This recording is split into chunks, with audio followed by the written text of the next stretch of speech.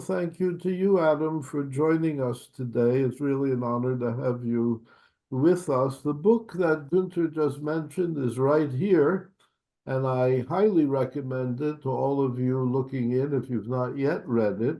The book is short. It runs to about 125 pages, but it's a thoroughly and deeply researched book.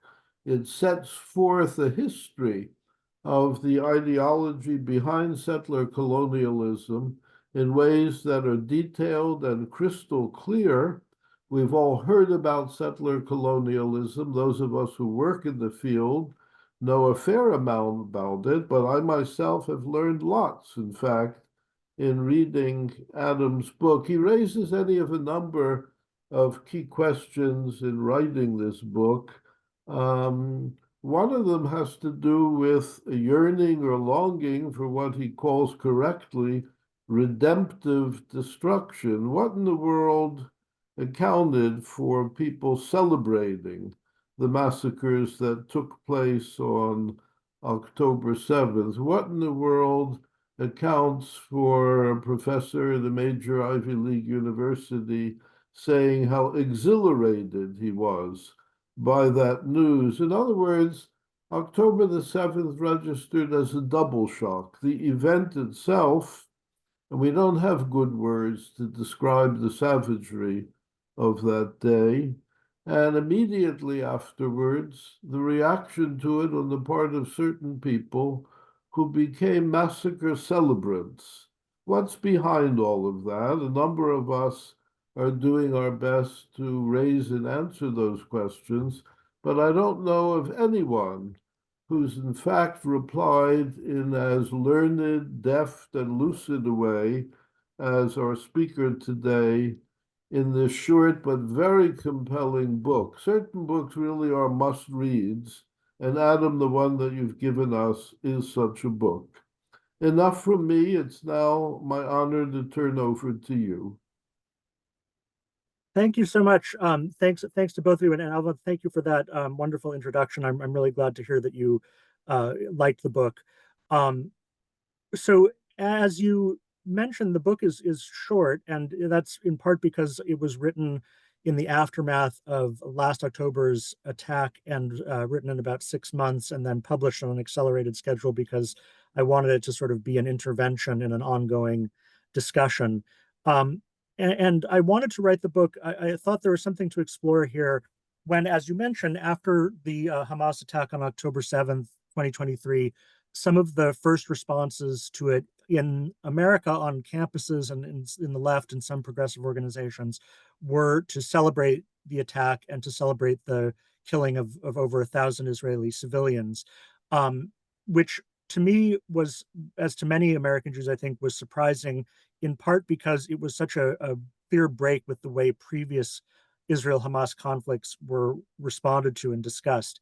Of course, there have been a series of wars between Israel and Hamas over the last 15 years. And in most of those wars, the casualties were mainly on the Palestinian side, and that's been true over the last year as well.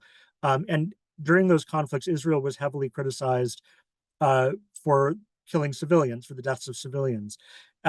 On October 7th, sort of by sharp contrast, we started to see people associated with groups like Black Lives Matter or Democratic Socialists of America, or a number of campuses, Ivy League campuses and across the country, celebrate the deaths of civilians. Instead of saying this is unacceptable because civilians were killed, now the slogan became, this was an admirable attack because it was resistance to settler colonialism. And I thought it was very striking that the term settler colonialism and settler colonial appeared in most of the statements made right after October 7th, approving of the attack or extenuating it or even celebrating it. And it's continued to be an important part of the discourse about Israel on the left among anti-Zionists. And I had been familiar with the term settler colonialism. It's been an increasingly important concept in academic humanities, I'd say, for the last 10 or 15 years, frequently in connection with Israel, but also in other connections as well.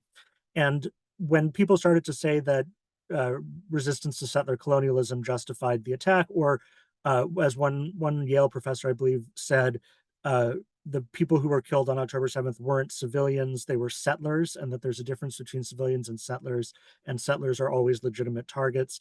I felt like this was a case where an idea that started out in academia and to many people sounds like an esoteric concept had started to enter into the real world and shape the way people were responding to real political debates. And I think that that's continued to be true over the years since then, in particular in the way that it's become sort of a shibboleth on the left to describe what's happening in Gaza as a genocide. And I'm going to hopefully talk about that a little bit later. But why the conflict is being framed in that way, why it's become almost a sort of mandatory to describe it as a genocide for a lot of people. So the idea of settler colonialism, I think, can be confusing because it takes two terms that ordinarily are used in somewhat different senses. When you put them together, it means something new. So for those of us who read and think about Israel and Palestine, the term settler is usually used to mean Jews living on the occupied territory of the West Bank. Those are the settlers in the terms of Israeli politics, about a little under 500,000 Jews who live on territory that's not formally part of Israel. Those settlements are very controversial, both inside and outside of Israel, because that land under international law does not belong to the state of Israel. And also, in sort of de facto terms, the settlements create an obstacle to a future Palestinian state.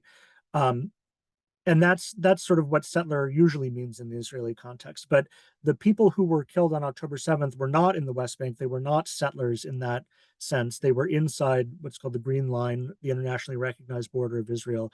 And to call those people settlers means something different. It suggests that all Jews in Israel are settlers in the sense that they do not legitimately belong in the land that they live in.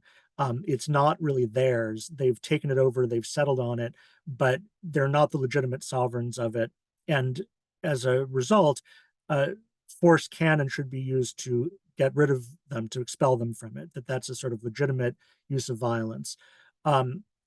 Then there's also the term colonial, which is often used, in American history, for example. When you talk about colonial America, you're talking about the period before the American Revolution, when the original 13 colonies were British colonies, and then they threw off British rule and became independent states.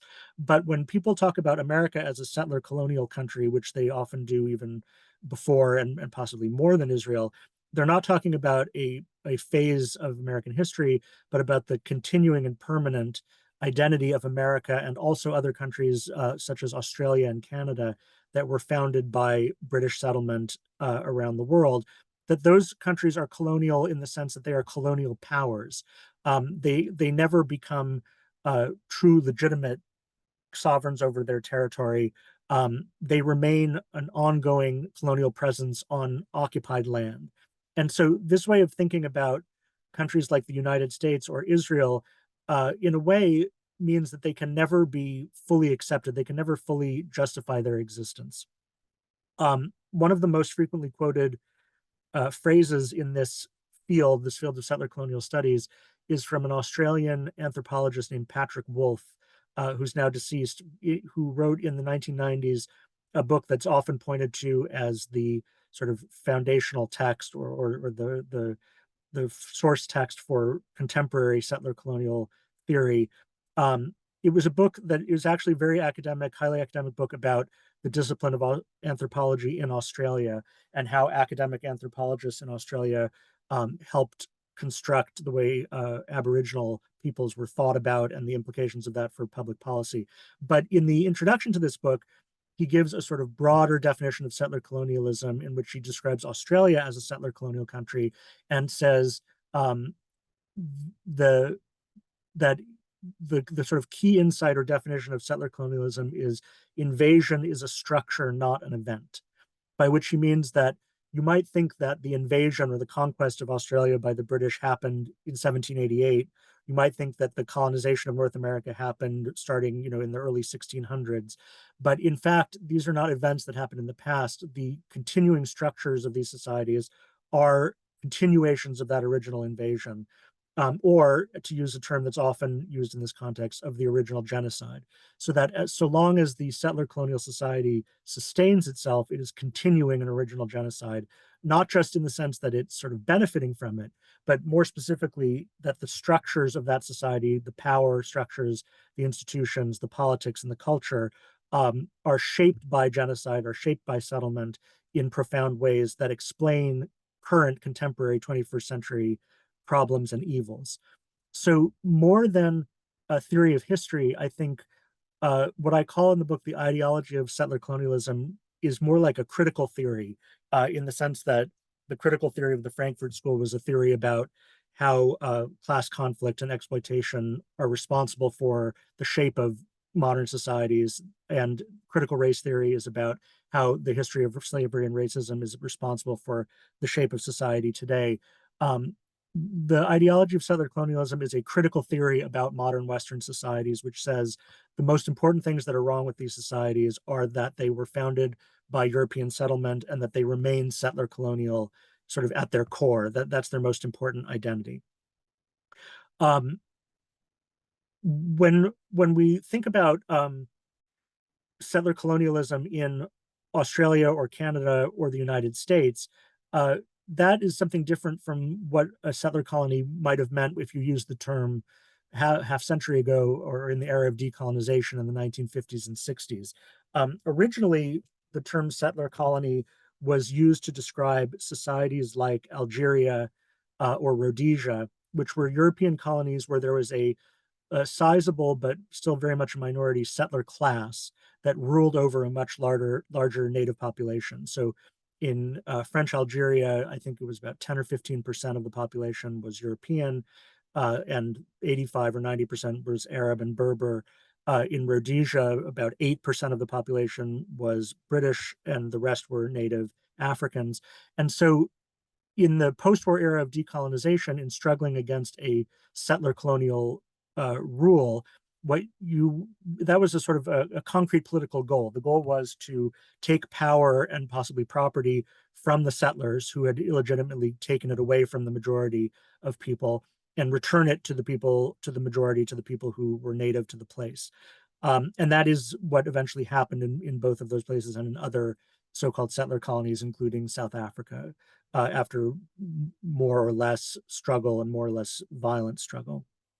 And in Algeria, of course, after the end of the war in 1962, almost all of the Europeans left Algeria and went to France. They left the country entirely.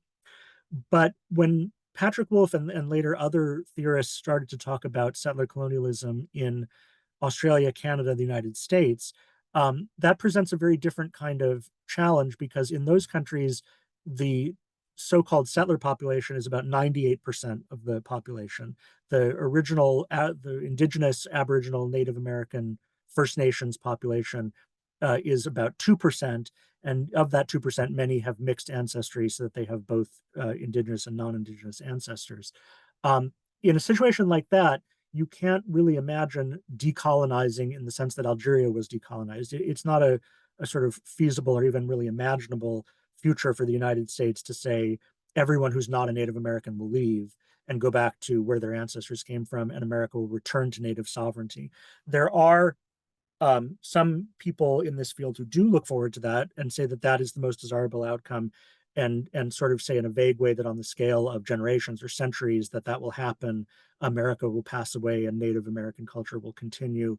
And sometimes in this context, people talk about interrupting settler futures or interrupting settler futurity, by which they mean taking away the idea that the settler colonial society is permanent, that it will last forever. But in more concrete terms, you can't work for that as a political goal. So in the American context, settler colonialism is usually invoked as part of this critical theory, a way of criticizing American politics, culture, and institutions. And I can give some examples. I talk about this in the book. Partly it has to do with rewriting the way American history is told or taught.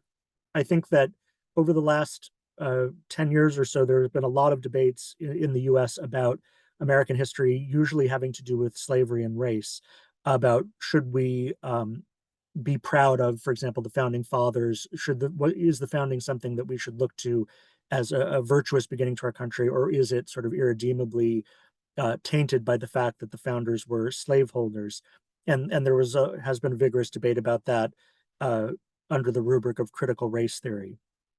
The ideology of settler colonialism, I think, is not as well known, in part because it doesn't draw on a sort of living political division in the United States. It's much more of a minoritarian idea.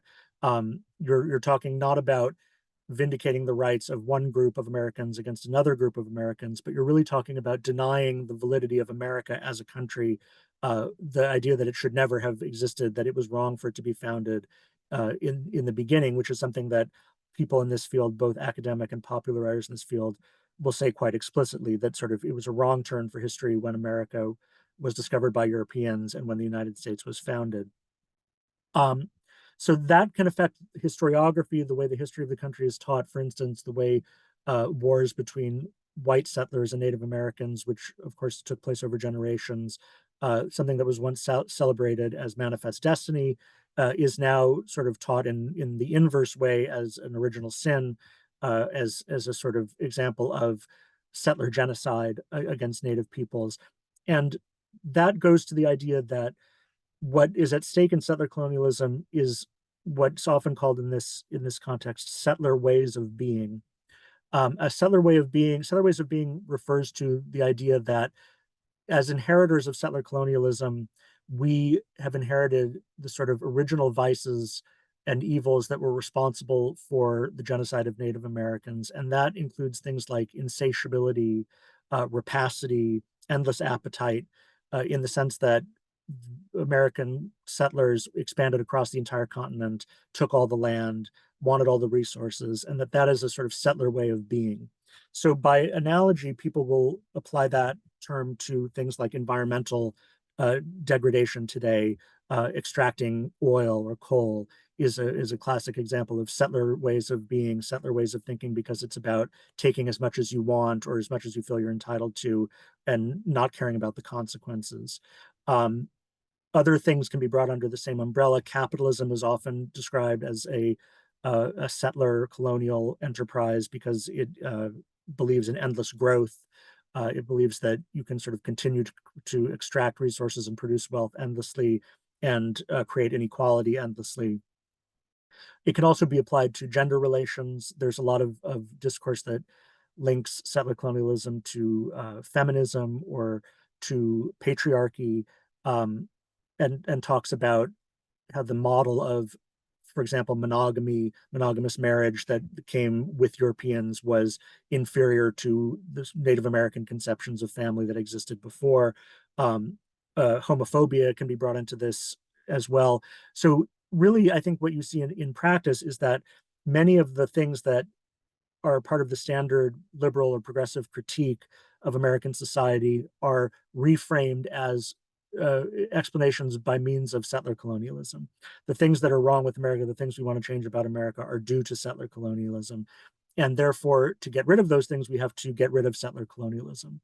Now, since we can't get rid of settler colonialism in the concrete sense, and you can't turn the clock back 400 years, and you can't remove all of the descendants of settlers, and just as an aside here, in this way of thinking, in this sort of binary between settlers and indigenous people, to be a settler in the United States today doesn't mean that you're descended from people who came over on the Mayflower or Puritans or anything like that. There are two categories of people. There are indigenous people who sort of are the ones who should be here, and there's everyone else who is a settler and in some basic sense shouldn't be here. And that can lead to some strange or at least unusual ways of thinking. So, for example, there's a debate within settler colonial studies about are African American settlers. If your ancestors were brought here in slavery and bondage, are you a settler? Are you a settler if your ancestors, came here 10 years ago on a plane from to LAX and have no connection with the history of America in the 17th century? According to the logic of settler colonialism, you are still a settler because you occupy the structural position of a settler. you benefit from settler colonialism. You adopt settler mindsets and settler ways of being. And so all of those people are settlers. So, and in fact, some of the prominent voices in this field are people who are not white, but come from what we might ordinarily describe as recent immigrant backgrounds. But immigrant is a category that in terms of settler colonialism is very suspect and that people don't like to use, because if you're an immigrant to the society, it suggests that somehow you're not responsible for settling it, or that it has already been settled. The settlement is in the past. Now it's a sort of new country that people can immigrate into. All of that is contested in settler colonial studies. People prefer not to think of America as a nation of immigrants. In fact, there's a popular book called Not a Nation of Immigrants, which is specifically about this idea, by Roxanne Dunbar Ortiz, who's one of the more popular writers on this subject. So if you can't end settler colonialism in concrete terms or in political terms, what does it mean to fight settler colonialism? Well, one thing it means is that you may have heard over the last 5 years that the term decolonize, or the imperative decolonize, has become more and more popular in different contexts. People talk about decolonizing your bookshelf. They'll say decolonize maybe your backyard, meaning only plant native species, don't plant invasive species. Decolonize your bookshelf means don't only read white authors. There are guides for things like decolonizing, your corporate boardroom, or all different, your diet can be decolonized. Some of these are more serious than others, but they're all expressions of this way of thinking, which is that the source of the problems in contemporary American society is that we're in some way inauthentic, that in order to become more authentic, we have to get rid of this colonial legacy by decolonizing ourselves. And often this is really an inward process. It's about spiritually decolonizing. It's about decolonizing what one person I write about in the book, Lorenzo Veracini, who's maybe if there's a dean of settler colonial studies, it's him. He is an academic in Australia who's written voluminously on this subject and edited some of the key books on it. He has a talk in which he says that the goal of the field is to kill the settler and save the man. And he's quoting a sort of notorious 19th century speech by the founder of a school for Indian boys in America, who said that the goal of the school was to kill the Indian in the boys and save the man. And he's sort of taking this and flipping it to say what we need to do as settlers is to kill the settler in ourselves so that we can become more fully human. And I give some examples in the book of ways that this is expressed. One of the ones that I think is most fascinating is the Quakers, the American Friends Service Organization, on their website has a guide to decolonizing. It's like 5 things you can do to decolonize. And if you look at them, none of them are actually things you do. They're not actions you can take. They're all sort of things that you say to yourself or think. And really what they are sort of prayers or mantras, ways of thinking spiritually about decolonizing yourself. And it means things like, for example, interacting mindfully with other people, or coming to interactions from a place of gratitude. These are ideas that you could easily imagine in other like New Age or pop psychological terms, but they're framed as ways of fighting back against settler colonialism. In other words, anything that seems more holistic, more ethical, more authentic, is by definition hostile to settler colonialism. Another expression of this way of thinking in the North American context is suspicion of science, which is often cast as a sort of Western rational imperialism that is a counterpart to settler colonialism, in the same way that the settler mindset is to be rapacious and to demand more and more. Western scientific thought sort of runs rampant over local indigenous traditions or spiritual traditions, other ways of perceiving the world, and sort of imposes this master narrative of scientific truth. And that's seen as a settler way of being, a settler colonial enterprise. There are a number of examples having to do with studying Native American remains, which has all long been a sort of contested and difficult flashpoint, where if scientists want to study remains, human remains, even very ancient ones from thousands of years ago that a Native people sees as sacred or something that they want to bury according to religion. And I think that is a one category of conflict that can be resolved with a little thoughtfulness and sort of grace. can often be resolved. But then there are other examples that I talk about in the book. One of them is this plan to build a deep space telescope in Hawaii. Hawaii is already home to a number of deep space telescopes, and there's a plan to build a new one. I think it was announced maybe 10 or 15 years ago, called the 30-meter telescope that was going to be built on Mauna Kea, which is an extinct volcano. And it met with opposition from Native Hawaiians on some grounds of that it disturbs sacred territory or that there might be environmental consequences, which are familiar. But there are also people who have argued, and I quote a paper on the subject, that simply turning a native Hawaiian place into an instrument of scientific reason is itself a kind of settler colonial act. So that if you are saying that the universe began 14 billion years ago and we're going to look as deeply as we can into space in order to collect photons from the origin of the universe, that is sort of imposing a Western narrative of time and space on top of this landscape that once had a different way of thinking about time and space. And so the pursuit of science is itself an act of settler colonialism. So some of these things seem kind of out there, I think, especially when people hear about them for the first time, and they might seem silly or like academic trends or fads. But I think that we have seen that things that start in the academy and can start out seeming very eccentric can quickly become the norm. And a good example of that in this context is land acknowledgements. Land acknowledgements are sort of the public way that an institution confesses its complicity in settler colonialism. It's a kind of a public ritual in which the audience and the institution affirms their guilt, their responsibility for the settlement of the land of wherever they are. So I think that it's fair to say that 5 years ago, almost no one in America had heard of the term land acknowledgement or heard one. And now I think basically every university and cultural institution has one. It's sort of de rigueur. It's part of the etiquette. And they are often phrased in terms like our university sits on the homelands of a certain tribe. Often it goes beyond that to say we are occupying this land as an act of privilege, or that this land was taken illegitimately or violently from a certain group of people who were its immemorial inhabitants or its traditional caretakers. It's all very ethically loaded language, which strongly suggests that the institution making the land acknowledgement in some sense should not exist.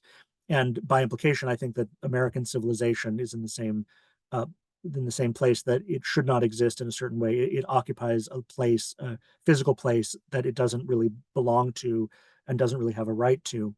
Of course, these land acknowledgements are often, they're open to criticism on the grounds of being completely hypocritical because the institutions that make them have no intention of actually vacating the land that they're acknowledging once belonged to a Native American people. And you could also say that they don't say anything that we don't already know, because every American, and I think this is also true of every Canadian or Australian, knows perfectly well that the history of their country is that it was conquered from indigenous people, so that any place you go in the United States was once under Native sovereignty. So the question isn't, what is the educational purpose of this? It's really, what is the political purpose? What is the land acknowledgement telling us? What are we trying to say when we engage in it, when we repeat the words or are the audience for the words? And I think that it all is connected to this idea of repudiating American civilization in a sort of moral and political and cultural sense, of saying the things that exist here are deeply inherently flawed, and it's because they shouldn't be here. They were created by violence against the will of the people who were here before America and who potentially will be here after America. And I think that is a fairly radical new way of thinking about our identity as Americans. It's something that is sort of an inversion of the traditional idea of manifest destiny, and in many ways recapitulates traditional American ideas, but with the sort of plus and minus sign reversed. So it was traditional for American historians, especially in the 19th century, to say that the creation of America was the most important thing that had ever happened in human history because it showed that democracy and self-government were possible.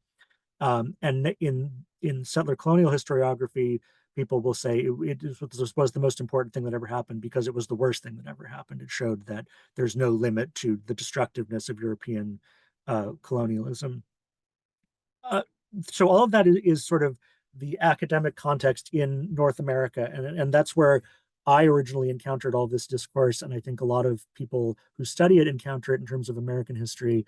And if you look in a course catalog, you might be surprised at how many different kinds of courses talk about settler colonialism or have settler colonialism in the name, because this basic idea of what I call in the book a sort of political original sin can be connected to lots of different things. So you could find courses on settler colonialism talking about public health, about feminism and gender studies, in addition to American history or Native American history. But the place where it's sort of uh, most active right now, and where we hear it most right now, has to do with Israel and the Middle East. And that was sort of the provocation for why I wanted to write this book. The book is probably the first half is about America and the second half is about Israel. So I think that the connection, the simplest way of putting it is that when you are fighting settler colonialism in America or Australia or Canada, you're doing it sort of metaphorically. But when you look at the conflict in Israel, if you see Israel as a settler colonial society, that's a place where someone is fighting settler colonialism with guns and bombs and actually trying to kill settlers, right? That is a real combat. It's where theory moves to practice, and where the idea of interrupting settler futures, disrupting settler futures, is happening on a concrete level. And I think that that explains why, in the immediate aftermath of October 7th, before the Israeli response and before the deaths in Gaza, which have become the focus of a lot of criticism and protest, and I would say understandably so, before that even began to take place, there were people who sort of felt celebratory about the Hamas attack because they said this thing, settler colonialism, that we believe is the most important evil in the contemporary world, the thing that's wrong with the world in so many ways, it's settler colonialism. Finally, someone is taking up arms against it, right? They're doing something to fight settler colonialism. They're killing settlers, as many people said in the aftermath. Israelis are not civilians, they're settlers. So, what does it mean in the Israeli context to say that Israel is a settler colonial country?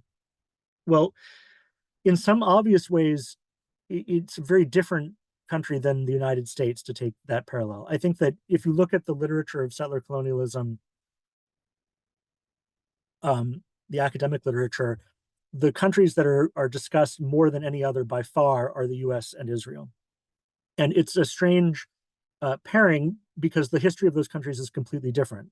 And probably most of you in this audience will know the differences without my explaining them, but just to sort of name a few, settler colonialism is about discovering an undiscovered territory and believing that the inhabitants of it sort of aren't human or have no legal claim to it, and taking it over, spreading from one end of the continent to the other, which is what happened in the US and Canada and Australia.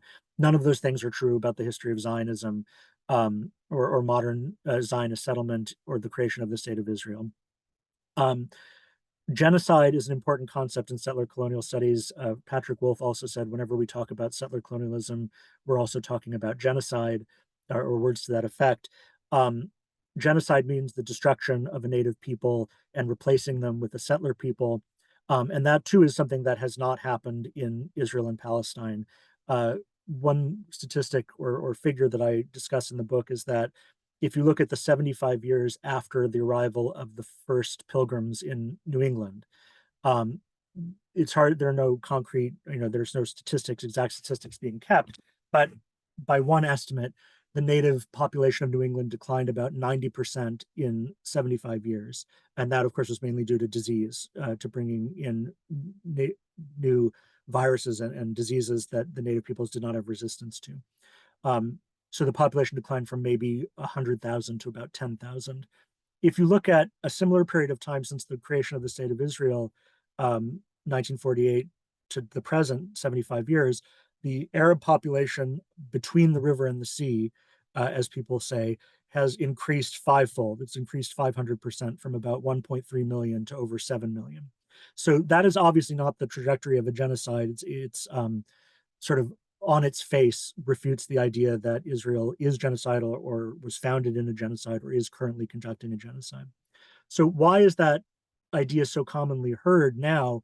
And why is it that, for example, Israel was brought before the International Criminal Court on charges of genocide during a war that's killed about 40,000 people, while the Syrian civil war right next door, which went on for 10 years and killed 600,000 people, was never described as a genocide and was never brought to the International Criminal Court as a genocide. I think that the reason has to do with this basic framework of settler colonialism. If settler colonialism is defined as Europeans, white Europeans, come to a country that isn't theirs, take it over, and destroy the native population, and that is a genocide, then if Israel is a settler colonial society, then sort of by definition, it is committing genocide. And in fact, you can look back at some of the things that people in this field wrote about Israel long before 2023. And the idea that Israel was committing genocide or was about to commit a Holocaust of Palestinians is something that is repeated over and over again in this literature. To give one example, in 2003, Patrick Wolf wrote an essay specifically about Israel as a settler colonial society, in which he said that Israel was concentrating Palestinians in the occupied territories in the same way that Germans concentrated Jews in the Warsaw Ghetto, with the clear implication being that this was in preparation to annihilating them, to a genocide. And of course, 20 years later, that has not happened. In fact, the opposite has happened. Those populations have continued to grow and grow. So I think that when we hear the term genocide happening now, to reject that term is not to express, indifference to or anything like that about what's happening in Gaza, which is obviously a huge human and moral tragedy, and I think probably does often involve war crimes, and is something that should trouble us all, as Jews, as human beings. But I think that casting it as a genocide is the result of a specific ideological way of thinking that applies a foreign and irrelevant historical frame to Israel with the goal of delegitimizing it, of saying this is a settler colonial society, therefore it is genocidal, therefore it cannot continue to exist. The settler colonial critique of Israel is highly congruent with what has always been the goal of the enemies of Israel, which is to say that this is a country that should never have been created and should be destroyed. And I think that that is basically unanimous opinion among people who study settler colonialism or would say that they're in the field of settler colonial studies. Of course, none of these people and none of the people I discuss in the book who are Western academics call for killing civilians, and they don't endorse killing civilians in their academic work, but they unanimously endorse the end of Israel as a Jewish state, or what they would call de-Zionizing Israel, because they see the creation of Israel as a Jewish state as an example of European colonialism. And all of the ways in which Zionism does not fit the mold of European colonialism are sort of not noticed or not discussed or just sort of automatically rejected. And one of the great ironies of this, which I talk about a bit in the book, is that if you were to look at the people who are calling for decolonizing the United States, say, what would it mean to decolonize the United States? Well, if you could imagine a movement of Native American peoples where they would come from all over to take part of the United States and reclaim it as their homeland and recreate a native culture and a native language, that would look exactly like Zionism. That's exactly what Zionism was. It was the movement of a people native to a land who had been expelled from it to reclaim that land and recreate their culture and their language. So in that sense, Zionism can be seen as the opposite of a settler colonial movement. It's really an indigenous movement. It's a movement of indigenous people reclaiming their homeland. And that is how Zionism, of course, itself thinks about its accomplishments and its goals. And it's how Jewish Israelis would describe the purpose of their country and the identity of their country. But that way of thinking about Israel is completely inadmissible in the terms of settler colonialism. The only way that it can be discussed is as a white European colonial enterprise at the expense of a non-white native people. So it's sort of an automatic assumption that, or an axiom, you could say, that Palestinian Arabs are the indigenous people of Palestine and Jews are foreign colonial usurpers in Palestine. And that brings into that conflict, into that region, a whole set of assumptions, including about white and non-white peoples that are really derived from American contexts and end up being turned into different kinds of things that don't help to explain the Middle East context.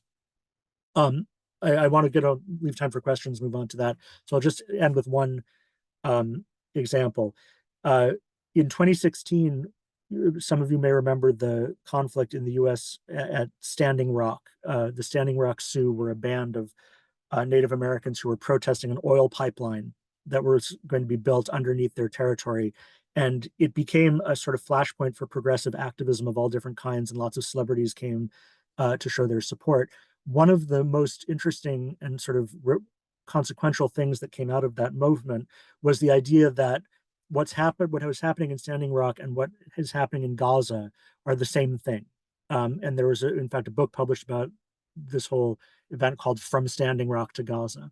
And the idea is that both of them are examples of an indigenous people resisting settler colonialism.